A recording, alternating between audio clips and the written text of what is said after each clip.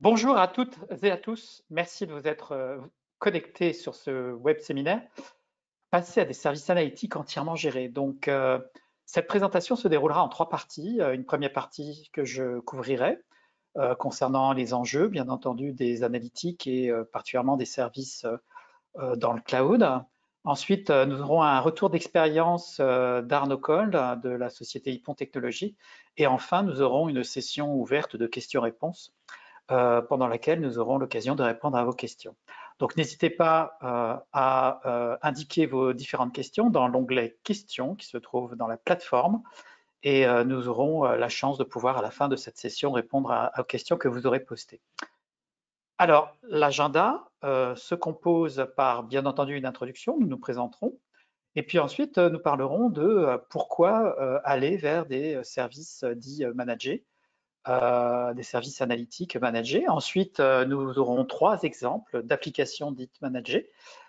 Une concernant les analytiques opérationnelles, une autre les analytiques temps réel et une troisième concernant la migration des plateformes de type Hadoop Spark, des plateformes Big Data. Et puis, nous aurons la chance d'écouter ensuite Arnaud sur un retour d'expérience de notre partenaire Hippon Technologies.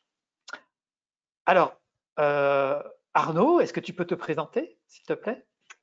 Bonjour à tous, je m'appelle Arnaud Coll et je fais partie de la société Hippon Technologies, qui est un cabinet de conseil et d'expertise en technologie présent sur 4 continents et qui compte 6 agences en France. Dans la practice data dont je m'occupe, nous sommes 50 consultants, data architectes, engineers et scientists, et notre spécialité est de concevoir et développer des data platforms dans le cloud public. Et je te rends la parole, Thierry.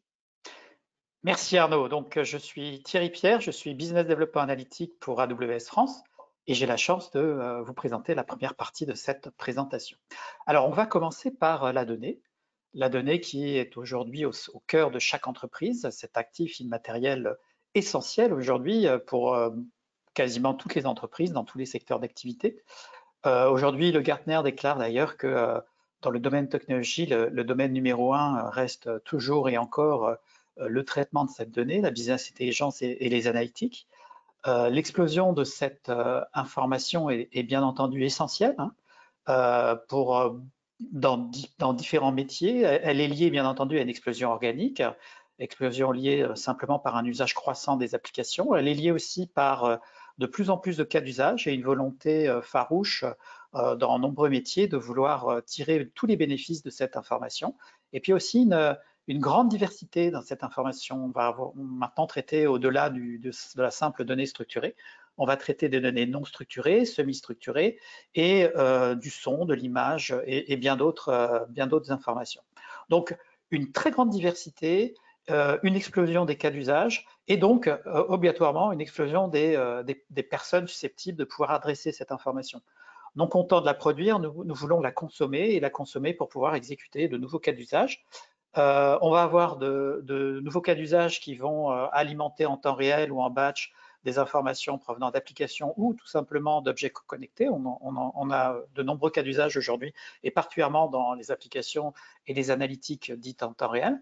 Et bien entendu, on aura bien entendu des consommateurs qui viendront tirer profit de cette information pour en tirer tous les bénéfices. Et puis enfin, l'objectif, c'est d'en tirer les bénéfices pour pouvoir transformer cette information en un indicateur, en une application, en quelque chose qui permet de simplifier ou d'assurer une prise de décision optimale la plus rapide possible. Et donc, on a de plus en plus de cas d'usage qui veulent chasser l'irrationnel de la prise de décision en apportant et en croisant de plus en plus d'informations. On va avoir des informations de clickstream qui vont croiser des informations de vente ou de démarche sur des sites marchands pour pouvoir, par exemple, trouver une optimisation ou trouver un produit alternatif ou un comportement d'achat sur un site de e-commerce. Alors, on va faire énormément de croisements d'informations. On va essayer de finalement avoir une vision très transverse de l'information, de telle manière à avoir des cas d'usage qui tirent profit de la convergence de ces informations sur des plateformes centralisées et uniques que sont des data lakes ou des data warehouses. Alors, ces tendances, bien entendu, fortes, s'appuie aujourd'hui principalement sur des outils dits on-premise, en bien propre, souvent hébergés sur des matériels ou des logiciels détenus par les entreprises elles-mêmes ou par des hébergeurs, qui nécessitent bien entendu du matériel, qui nécessitent l'installation de logiciels, de configuration et bien entendu toute la gestion des applications et du cycle de vie des applications et du matériel. On va parler de patching, de maintenance et de tout ce qui est nécessaire pour maintenir le fonctionnement à un niveau de service élevé. Autre point important, lorsqu'on va vouloir avoir plus de performance ou disposer et mettre en œuvre de plus en plus de cas d'usage, on va vouloir augmenter finalement l'usage de ces plateformes, tant dans le calcul que dans le stockage, mais également dans la criticité des applications que l'on met en œuvre, qui vont nécessiter par exemple une mise en place de haute disponibilité ou d'une forte durabilité. Très souvent, ces solutions dites on-premise, eh ben, elles ont quelques freins, des freins en coût, des freins en matériel qu'il faut pouvoir compenser. Et souvent, on a des solutions qui n'atteignent pas forcément les niveaux de disponibilité ou les niveaux de service attendus. Et puis enfin, quand on est sur des solutions en bien propre, en on-premise, on a souvent des difficultés pour pouvoir mettre à l'échelle en fonction des cas d'usage, en fonction de la périodicité, en fonction de la saisonnalité, en fonction des activités que l'on a sur ces cas d'usage. Et donc l'élasticité est souvent un frein et la capacité à planifier la charge est souvent extrêmement difficile à prévoir ou même à couvrir tout au long de la vie de ces cas d'usage et de ces applications. Et puis enfin, il faut pouvoir assurer une sécurité avec de plus en plus de conformité, et pour cela, eh bien, ça peut aussi avoir des conséquences fâcheuses sur des infrastructures dites on-premise. Alors, tout l'objet, c'est bien entendu de disposer de solutions dans le cloud dites full managées. Pourquoi? Parce qu'on a vu qu'en utilisant des solutions dites on-premise, ben, vous allez tout gérer de bout en bout, soit à travers vos partenaires, soit à travers des hébergeurs, soit à travers directement vos équipes IT. Du matériel jusqu'au développement de vos cas d'usage. L'idée du full manager, c'est bien de laisser à AWS la partie hardware jusqu'à la partie monitoring, administration, patching du hardware, patching des infrastructures logicielles proposées, de telle manière à ce que vous puissiez vous concentrer sur l'essentiel de la mise en œuvre de vos cas d'usage. L'idée, c'est bien entendu d'accélérer le time to design, d'accélérer le time to market et de vous permettre de vous focaliser sur la tâche qui est la mise en valeur de votre cas d'usage, le déploiement de votre cas d'usage et maximiser finalement le temps de mise en œuvre, maximiser finalement le retour sur investissement et minimiser le coût de possession. Donc le full manager va vous permettre d'optimiser considérablement l'usage de vos ressources et de vous focaliser et d'accélérer finalement la mise en œuvre de vos cas d'usage. Donc tout l'intérêt du full manager repose sur le fait que AWS prend en charge une grande partie de la gestion du cycle du matériel et de l'infrastructure logicielle suivant les configurations que vous sollicitez. Alors, souvent nos clients viennent vers les solutions et les services analytiques AWS pour, bien entendu, on l'a vu, profiter de la simplicité de mise en œuvre de nos data lakes et des services analytiques, tirer tout le bénéfice de l'infrastructure analytique en termes de sécurité et de conformité. Vous verrez que sur le site, on a des rapports de certification qui sont disponibles et sur de nombreuses conformités. On aura l'occasion, j'espère, de pouvoir vous les présenter. Et puis, on considère aujourd'hui qu'on a l'offre de services analytiques la plus complète et la plus ouverte, puisqu'elle repose sur des solutions et des standards ouverts. Et puis, grâce à tout l'apport du cloud, eh bien, on va vous proposer des services, bien entendu, les plus élastiques en termes de scalabilité, en termes de mise à l'échelle, en bon français, et également en termes de ratio coût-performance grâce, entre autres, au modèle de paiement en pay-as-you-go, c'est-à-dire vous ne payez que ce que vous consommez, mais également le modèle full manager, et même au-delà du full manager, nous avons le serverless, qui est le manager dans sa totalité, et bien qui vous permettent d'avoir des économies extrêmement fortes et de réellement payer ce que vous consommez et uniquement ce que vous consommez. Et ceci est extrêmement important dès lors que vous voulez diminuer le coût de possession et augmenter le retour sur investissement de vos cas d'usage. Alors, dans ce paysage des services analytiques AWS, on va retrouver bien entendu l'ensemble du cycle de vie de la donnée, allant de l'ingestion, qu'elle soit batch, temps réel, à travers le streaming, vers le stockage, à travers des stockages de type base de données relationnelle, stockage data lake bien entendu, à travers bien entendu des stockages de type data warehouse avec Redshift, et puis toute la partie calcul représentée par à la fois AWS Glue qui représente l'ETL, Amazon EMR et aussi une solution serverless lambda qui vous permet d'écrire des programmes et des procédures qui s'exécutent directement dans l'univers AWS. Et puis, on a aussi la possibilité de faire de l'analytique opérationnelle avec Elasticsearch, on le verra, c'est un des exemples que je donnerai.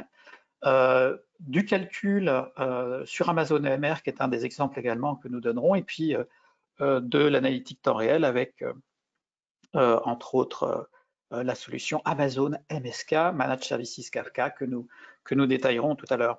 Alors, bien entendu, la plupart du temps, on offre ces services pour pouvoir centraliser dans un data lake cette information, en disposer à travers des outils que sont le Data Warehouse ou même le requêtage ad hoc de type Athena, pour pouvoir soit faire des cas d'usage de type Business Intelligence de libre service en Business Intelligence, ou alors des cas d'usage autour du machine learning avec la conception de pipelines de machine learning autour de modèles à forte valeur ajoutée pour pouvoir vous implémenter des cas d'usage métiers autour du machine learning.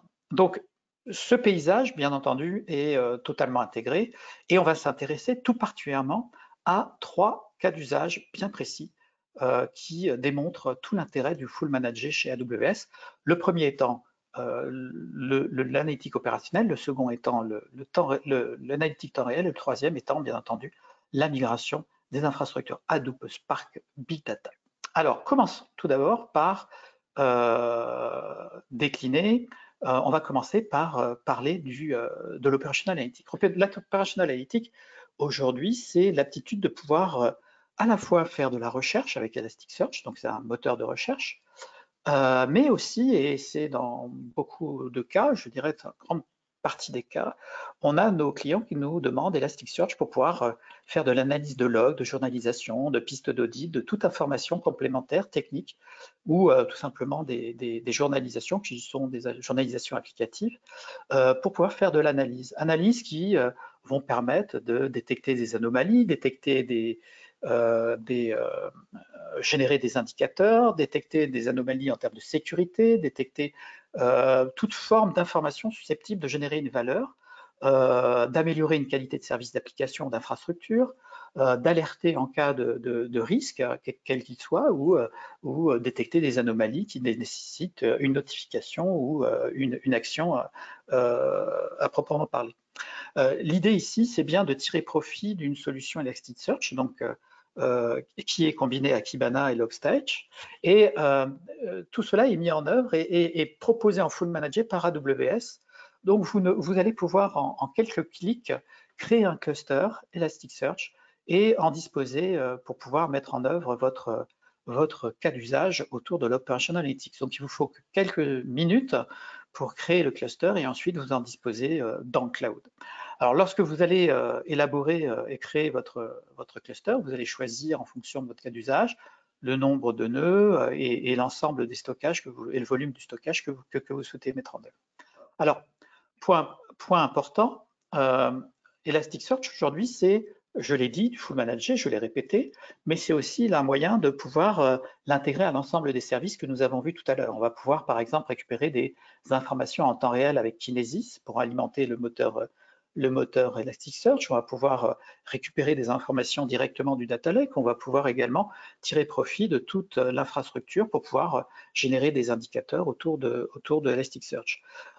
C'est un environnement qui est bien entendu, que vous pouvez mettre à l'échelle, que l'on peut redimensionner à tout moment en fonction de votre activité. Et puis, c'est toute l'élasticité que l'on propose à travers le cloud AWS, mais c'est également tous les mécanismes inhérents à la mise en œuvre à travers des mécanismes tels que les zones de disponibilité multiples qui permettent d'offrir un niveau de disponibilité et une qualité de service optimum. Vous ne vous souciez pas de cette qualité de service, c'est nous qui, à travers les zones de disponibilité, assurons ce niveau de service. Autre point important, on va pouvoir, à travers ce type d'usage, avoir une sécurité optimum à travers les mécanismes inhérents à AWS, entre autres les Virtual Private Cloud, et puis l'ensemble de la sécurité qui est de base chez nous avec IAM, Identity Access Management, et dont on va pouvoir tirer profit avec Elasticsearch. Et puis enfin, pour terminer, on considère aujourd'hui c'est l'offre la plus économique, rentable, grâce au modèle pay-as-you-go. Et on va voir aussi que on a, grâce à une petite nouveauté qui s'appelle UltraWarm, la possibilité de diminuer les coûts de stockage. Effectivement, nous venons de mettre à disposition UltraWarm, qui est une solution qui permet d'avoir un stockage tiède ou froid en complément du stockage chaud que l'on a sur Elasticsearch et qui permet de réduire, grâce à l'usage de Amazon S3, de près de 90% le coût du stockage supplémentaire. On peut donc, depuis un moteur Elasticsearch, accéder à ces nœuds UltraWarm pour pouvoir diminuer bien entendu le coût de stockage, augmenter le volume d'informations mis à disposition dans Elasticsearch, de telle manière à avoir une vision souvent assez complète entre données chaudes et données froides, pour pouvoir, par exemple, faire des recherches dans des historiques de logs ou des logs qui ont des très très grandes tailles. Donc cet apport de UltraWarm augmente donc considérablement l'aptitude de l'outil à pouvoir disposer d'une quantité d'informations allant jusqu'à 3 pétabytes par domaine, mais permet aussi de diminuer drastiquement le coût global d'usage de la solution grâce à ce nœud UltraWarm qui diminue puisqu'on va disposer du stockage Amazon S3. Donc c'est vraiment une avancée importante qui, encore une fois, permet d'avoir le meilleur ratio coût-performance du marché, coût-stockage du marché avec Elasticsearch. Alors Pearson, qui est un centre éducatif anglais, a tiré tous les profits non seulement d'Elasticsearch mais également de UltraWarm, la dernière nouveauté que nous venons de lancer, en mettant à disposition, en ingérant l'ensemble de leurs données et en mettant à disposition ces informations de logs. Donc ils ont véritablement eu une économie d'échelle grâce à l'usage de notre cloud et particulièrement de Elasticsearch, à un coût extrêmement réduit. Ils ont pu également avoir et étendre l'usage grâce à UltraWarm en termes de volume, puisqu'ils ont pu augmenter la taille de leur cluster. Précédemment, ils étaient plutôt bloqués, ils avaient quelques contraintes matérielles qui les bloquaient. L'objectif étant de stocker des informations de sécurité, de logs de sécurité de différentes provenances et de différentes sources. Ils devaient étendre ces sources et ces sources devenaient de plus en plus importantes à traiter. Donc l'usage du cloud et l'usage de Elasticsearch ici a pu libérer finalement le cas d'usage au-delà de leurs espérances. Alors, le deuxième sujet que j'aimerais traiter, c'est l'analytique temps réel. Donc le Move to Manage Real-Time Analytics, c'est l'offre full managée qu'on appelle Amazon Managed Streaming for Apache Kafka, qui est une offre qui full managée qui permet de l'usage d'infrastructures Apache Kafka. Donc encore une fois, en quelques clics, vous avez la possibilité de définir un cluster Kafka. En quelques minutes, il est déployé pour pouvoir ensuite en disposer et mettre en œuvre votre cas d'usage. Encore une fois, on dispose de mécanismes là qui vous permettent de simplifier la migration. Il y a entre autres ici, vous allez pouvoir utiliser Apache Mirror Maker pour pouvoir récupérer vos données on-premise et les installer sur votre cluster dans le cloud AWS. L'idée étant vraiment de simplifier et d'accélérer cette mise en œuvre et suivant les volumes, bien sûr, je ne vais pas m'engager sur des temps, mais en très peu de temps, vous pouvez finalement migrer et disposer d'une infrastructure équivalente à celle que vous aviez, mais avec un potentiel de stockage et un potentiel, bien entendu, de calcul beaucoup plus important. Alors, Amazon Managed Streaming for Apache Kafka aujourd'hui est full managé et permet de disposer d'un Kafka totalement compatible, tel que vous aviez dans votre environnement on-premise. Encore une fois, on intègre de base la disponibilité et donc vous avez également la possibilité de faire de l'administration et du monitoring. Vous avez une visibilité sur l'administration et le monitoring continue sur votre infrastructure et vous disposez encore une fois de tous les mécanismes inhérents à AWS sur la sécurité et sur votre aptitude que vous avez à contrôler l'accès et contrôler la confidentialité des données que vous traitez. Donc, vous voyez qu'à chaque fois, finalement, le full manager vous apporte non content la force du cloud, mais également l'ensemble des briques technologiques que l'on retrouve dans nos services AWS, que sont l'administration via CloudWatch, la CloudTrail, l'auditabilité via CloudTrail, mais également les mécanismes de sécurité. Alors, on a de nombreux clients qui ont fait confiance et on en a de plus en plus qui migrent leur solution Kafka sur notre cloud avec des niveaux de complexité plus ou moins grands. C'est véritablement un moyen de diminuer les coûts de manière drastique et surtout, on a de plus en plus de nos clients qui utilisent ces outils pour intégrer des objets, bien entendu, mais également des applications qui nécessitent du temps réel et de l'analytique temps réel. Alors, je vais terminer maintenant avec le troisième exemple, c'est le Move to Manage Big Data Platform. Donc, c'est cette possibilité que vous avez de migrer des environnements Hadoop Spark dans le cloud AWS à travers Amazon Elastic MapReduce.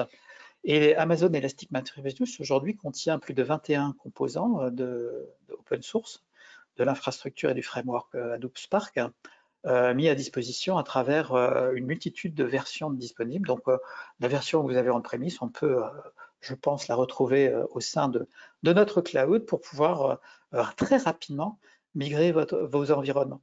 Alors, vous allez voir qu'on dispose cette fois-ci en plus de toute la puissance du cloud AWS à travers le stockage, le stockage S3, encore une fois, on l'avait vu dans UltraWarm, mais là, on va pouvoir utiliser, bien entendu, on peut aussi continuer à utiliser HDFS, mais on va pouvoir aussi utiliser EMRFS. EMRFS, c'est le stockage équivalent, mais à travers S3 pour pouvoir disposer de cette force de S3, S3 étant notre stockage objet, avec un niveau de durabilité de 99,99, donc 11,9 dans sa totalité de durabilité. Donc on ne perd quasiment on ne perd jamais d'objet. À 99,999%, la durabilité est quasi illimitée. Ensuite, on va pouvoir aussi disposer des instances spot pour pouvoir réduire les coûts et je vais en parler tout de suite. On a ici, non comptant la dernière version disponible des infrastructures de framework Hadoop Spark, mais également des coûts que l'on peut réduire par l'usage d'instances de calcul spot qui sont des instances qui permettent de disposer de ressources, d'une bourse de ressources de calcul à disposition pour pouvoir réduire les coûts. Alors bien entendu, il faut que le cas d'usage puisse être exécuté sans limite de temps particulièrement être réduite. Donc, ça n'est pas valable pour tous les cas d'usage, mais c'est valable pour tous les cas d'usage nécessitant un calcul long et sur lequel on va pouvoir réduire drastiquement le coût global. On va également profiter, je l'ai dit, du stockage S3 par EMRFS, le connecteur, et d'un haut niveau de performance grâce à ce stockage. Et puis enfin, on va avoir un cluster qui va se déployer, vous allez voir, on aura l'occasion je l'espère, de vous le présenter en quelques clics et en quelques minutes, vous pouvez déployer un cluster Hadoop pour pouvoir en disposer. On met d'ailleurs à disposition un notebook à disposition des développeurs pour leur permettre ensuite de documenter et de créer des notebooks. Très souvent, les data scientists sont très friands de cette fonctionnalité qui est de base dans notre offre EMR.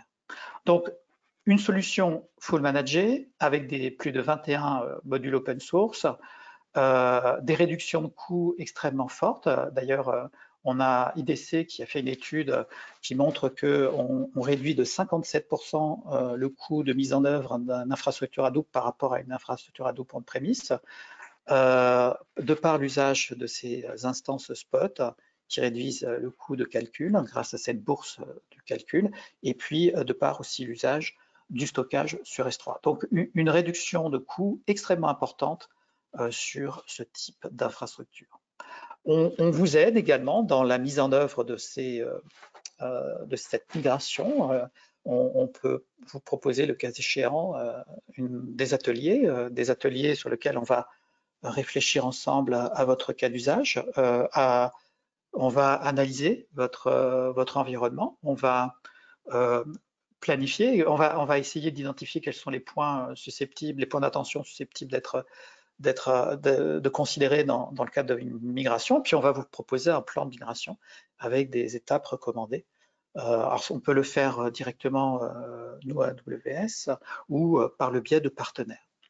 Alors partenaires, parlons-en. On va avoir maintenant la présentation d'Arnaud. Je voulais juste terminer. Aujourd'hui, on nous choisit AWS non seulement pour cet aspect full manager qui permet de simplifier la mise en œuvre puisque vous vous focalisez directement sur votre cas d'usage en vous affranchissant de toutes les tâches de configuration et d'administration, et vous disposez de l'offre la plus complète en matière de services analytiques, mais également de toute l'agilité, l'élasticité du cloud AWS, ainsi que l'offre, ainsi que l'aspect coût, qui est, je pense, le plus rentable.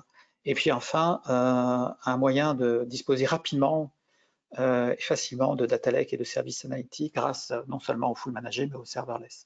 Alors, Arnaud, ayant vu la migration et ses solutions full managées, aujourd'hui, vous, Hippon Technologies, comment accompagnez-vous vos clients dans la migration et quelles sont vos meilleures pratiques dans la migration de vos data lakes?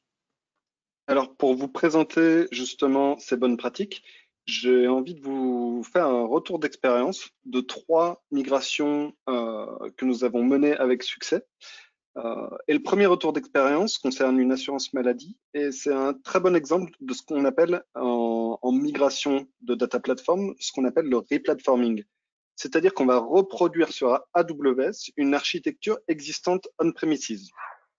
L'objectif pour ce client, c'était de migrer un cluster Hadoop sur des appliances Teradata vers le cloud AWS, et ceci sans interruption de service, puisque ce sont des applications utilisées en production qui sont critiques.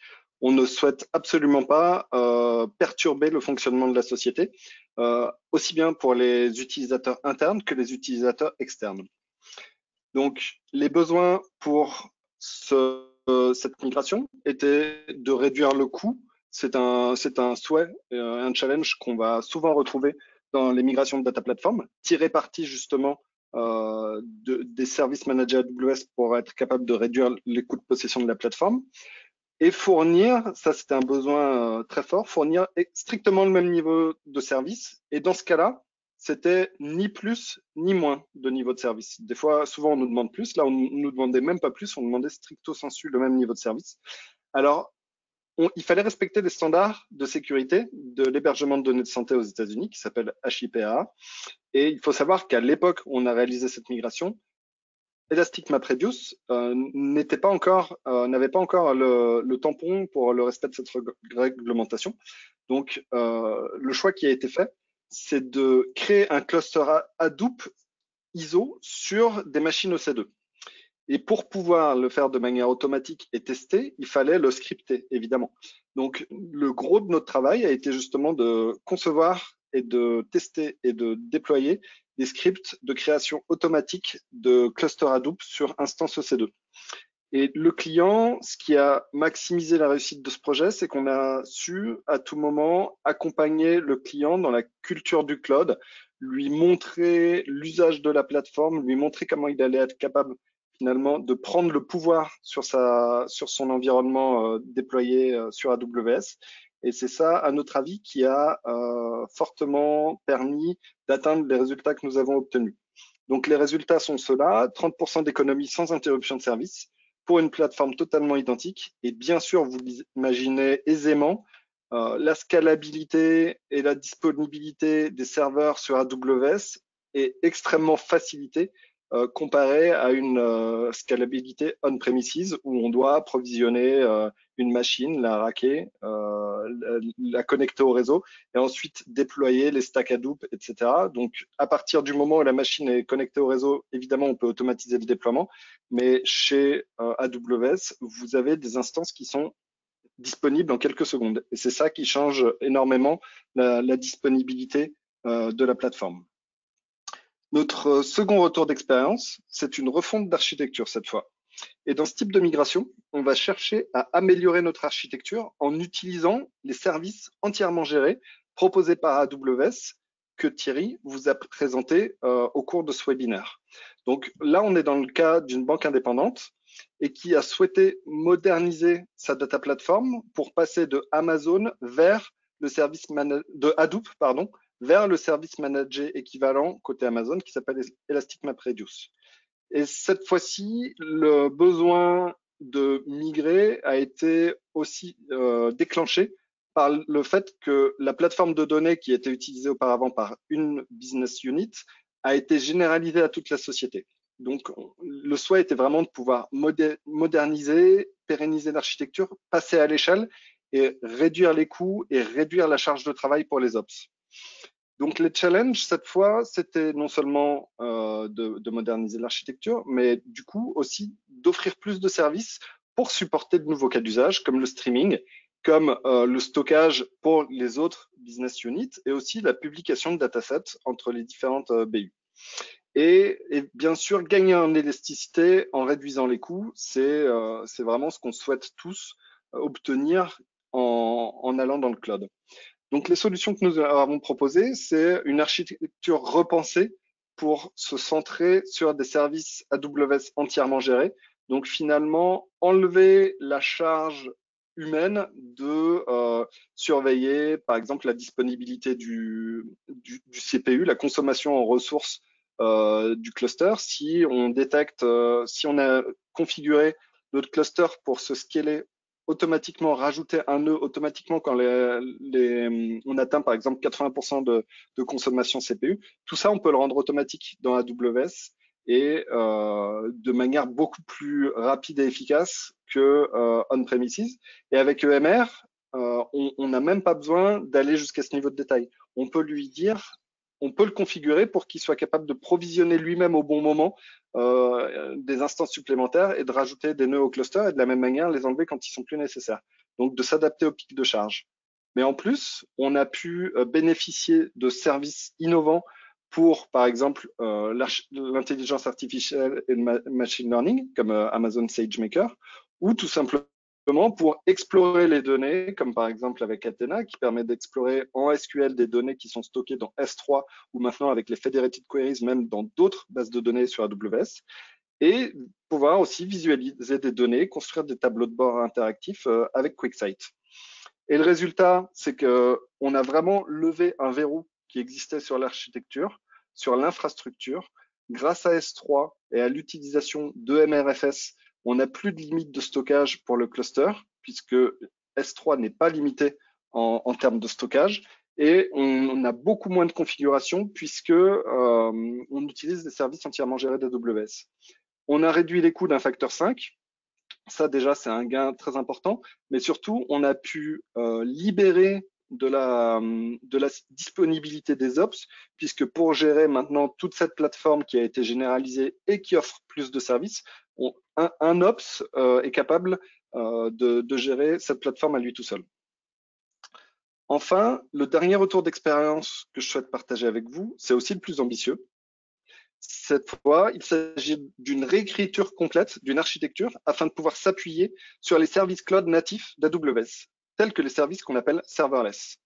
C'est vraiment la maturité maximum qu'on peut avoir sur les services entièrement gérés. C'est quand on n'a même plus à savoir finalement quels sont les serveurs qui exécutent nos traitements.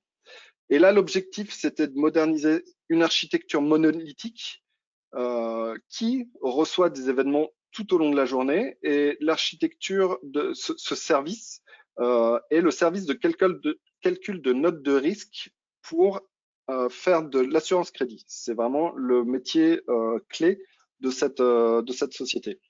Donc les challenges, c'était déjà de pouvoir réussir à découper ce monolithe pour en extraire ce système de calcul de risque et tout en étant capable de s'adapter aux pics d'événements qui surviennent tout au cours de la journée et en maîtrisant les coûts.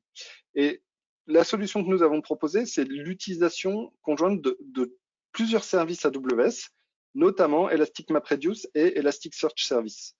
Finalement, le fonctionnement, c'est qu'on a configuré les clusters EMR pour démarrer de manière éphémère, on appelle ça des transient clusters, démarrer de manière éphémère quand on a un batch de traitement effectué. Donc, les données qui arrivent en continu sont persistées dans S3 et quand on a suffisamment de données, quand on a un batch de données conséquent à déclencher, on va démarrer un cluster EMR, envoyer le code Spark sur ce cluster, le code Spark effectue son traitement et stocke son résultat dans DynamoDB, donc qui est une base de données NoSQL totalement serverless, et Elasticsearch Service, qui est l'Elasticsearch entièrement géré par AWS. Le résultat, c'est que déjà, le fait de passer sur Elasticsearch, qui est un produit qu'on connaît plutôt bien chez Ypon, nous a permis d'améliorer et d'optimiser le moteur de recherche lui-même en configurant toute la grammaire qui permet d'accélérer les recherches. On a atteint une augmentation de la pertinence d'un facteur 10, c'est-à-dire qu'auparavant, quand on avait le bon résultat dans les 10 premières pages, maintenant, on l'a dans les 10 premiers résultats.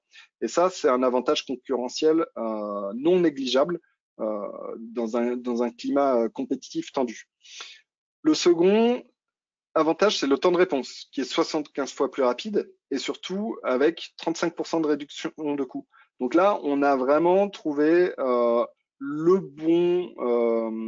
bon réglage, la bonne formule pour fournir des résultats plus pertinents, plus rapidement et pour beaucoup moins cher. Et il faut savoir que au sein du groupe de ce groupe d'assurance, les transient clusters qu'on a mis en place pour ce projet ont ensuite été réutilisés par d'autres pour d'autres use cases, ont été réutilisés à l'échelle du groupe par plusieurs équipes projet. Et c'est quelque chose qui s'est avéré extrêmement efficace et extrêmement optimisé. Et en plus, le fait d'avoir réussi à passer d'un monolithe à un microservice, c'est que ce système de calcul de risque peut être maintenant commercialisé pour des clients externes de manière, on va dire, atomique.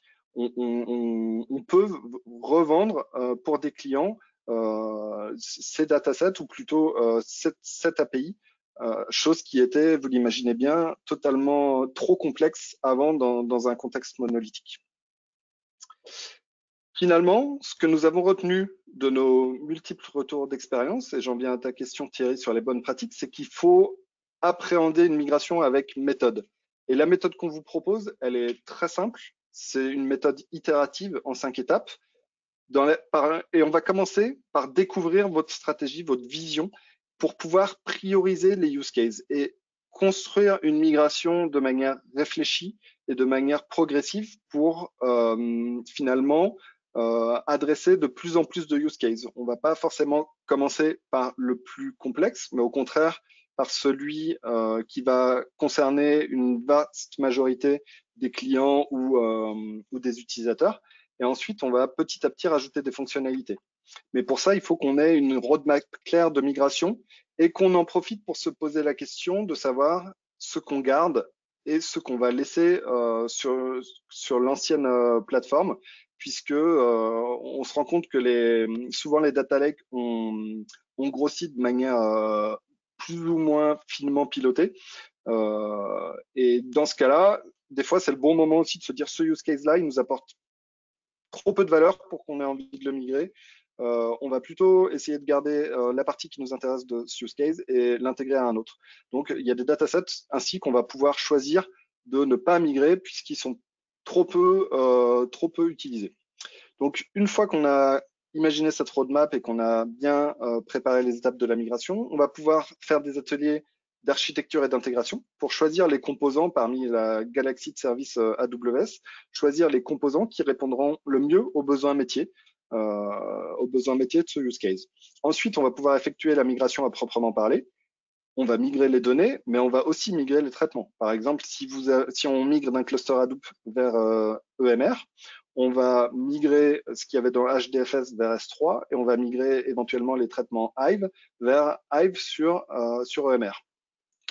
Et si besoin, s'il se trouve qu'on réalise des calculs dans cette nouvelle data platform AWS, on peut aussi redescendre les données vers le legacy avec des outils de migration de données, comme par exemple Database Migration Service, qui permet de faire de la synchronisation double sens entre une base de données relationnelle et les services de données AWS. Ensuite, on va étudier l'innovation qui a été libérée par cette migration. Par exemple, le fait d'avoir accès à de nouveaux services, de pouvoir partager des datasets à l'échelle d'un groupe ou de pouvoir croiser des datasets qui auparavant étaient silotés peut donner de nouvelles opportunités d'innovation et on va s'y intéresser. Et enfin, on va se poser la question d'une part de la valeur métier du use case que nous venons de migrer et surtout de savoir si on peut s'améliorer sur la prochaine itération, sur le prochain cycle de migration.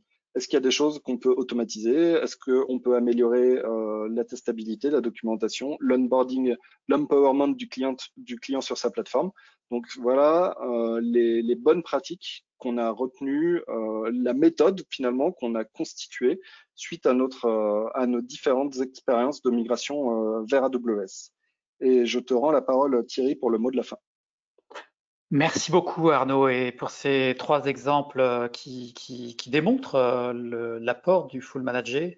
Dans ces trois exemples, on voit le retour sur investissement, on voit la réduction du TCO. Et puis on voit que vous avez élaboré de meilleures pratiques sur la base de votre expérience. Alors on a maintenant une session de questions-réponses. Je regarde si on a quelques questions. Alors on en a trois. On en a un peu plus, mais on va répondre à trois questions.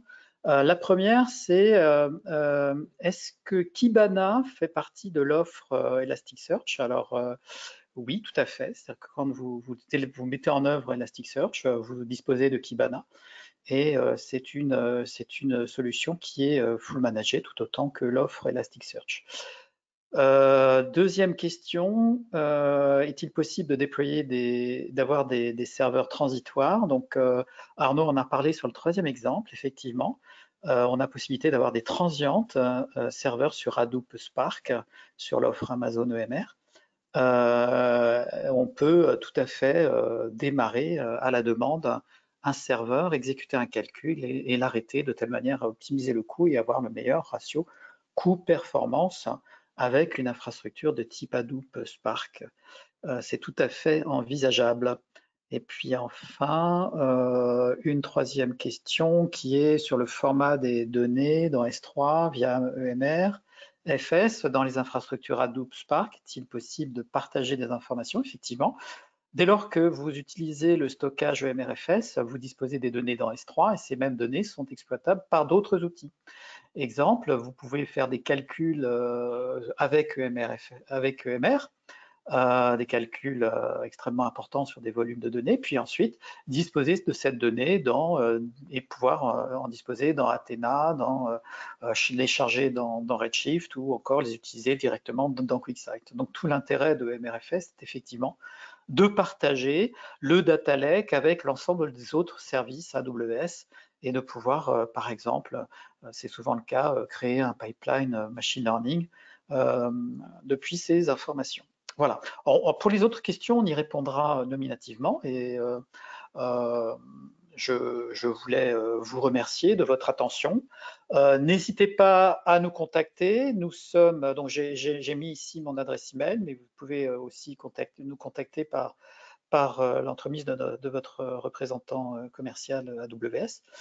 Nous restons à votre entière disposition et nous sommes prêts à parler avec vous de vos cas d'usage et de vos migrations. Donc, merci pour votre attention. Merci Arnaud pour ce retour d'expérience et ces meilleures pratiques. Et à bientôt. Au revoir.